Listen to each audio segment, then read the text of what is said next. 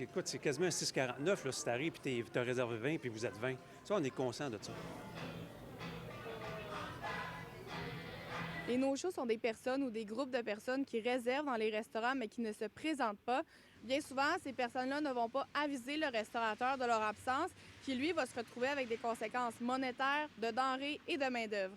Au niveau pécunier, écoute, hein, c'est beaucoup de sous, évidemment, mais surtout le fait que tout le monde va aller dans un restaurant, puis c'est de dire non à des gens qui auraient voulu réserver aussi. Puis ça, c'est au détriment de ceux-là qui ne viennent pas aussi en même temps. Donc, ça a un impact énorme, justement, sur la qualité du service qu'on peut vous donner.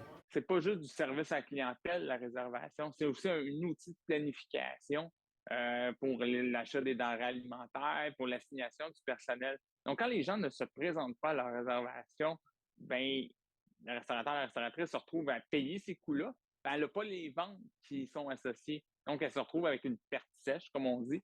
Donc, c'est vraiment des coûts qu'elle ne pourra jamais absorber là, par des ventes si les clients seraient venus. Selon l'ARQ, l'arrivée des réservations en ligne est un facteur qui contribue à l'augmentation des no-shows. On pourrait penser que la solution serait de demander un dépôt pour les réservations.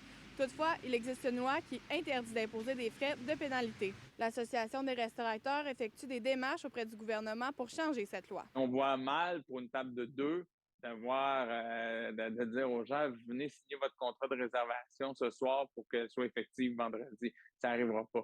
Donc, dans ce cas-là, nous, ce qu'on recommande, c'est un changement à la législation afin de permettre aux restaurateurs et restauratrices de facturer des frais de 20 dollars. Tu sais, le but, c'est de responsabiliser les gens.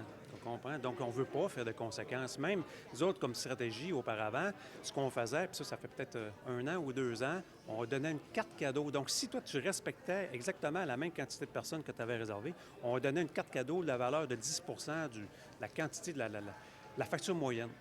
Donc, on y allait par renforcement positif au lieu d'être punitif.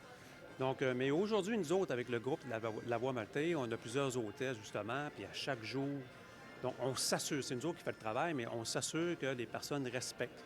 Mais juste le fait, deux fois, de dire on est 2 personnes de plus, ou 2 personnes de moins, ou 3 personnes de moins, c'est clair que nous autres, bien, la serveuse ou le serveur, il va être content, il va faire un petit peu plus de pourboire aussi. On l'a cédulé, mais c'est l'expérience client qu'on veut pas. On veut pas que ça joue au détriment de l'expérience client.